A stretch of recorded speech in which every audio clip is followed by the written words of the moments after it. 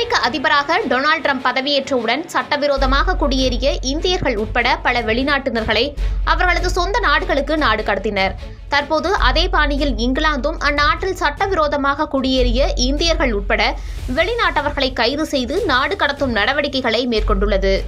அமெரிக்காவின் அதிபராக Donald Trump மீண்டும் பதவியேற்றதற்கு பிறகு அமெரிக்காவில் சட்டவிரோதமாக குடியேறிய வெளிநாட்டவர்களை அதிரடியாக கைது செய்து அந்தந்த நாடுகளுக்கு நாடு கடத்தினர்.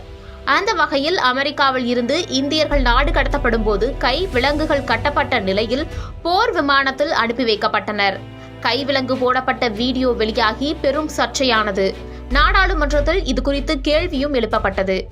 அமெரிக்காவை தொடர்ந்து இங்கிலாந்தும் சட்டவிரோதமாக குடியேறிய வெளிநாட்டினர்களை வெளியேற்றும் முயற்சியில் தீவிரம் காட்டி வருகின்றனர். அந்த வகையில் இங்கிலாந்தில் கடந்த ஜனவரி மாதத்தில் மட்டும் அங்கு சட்டவிரோதமாக குடியேறிய இந்தியர்கள் உட்பட 828 பேர் கைது செய்யப்பட்டுள்ளனர்.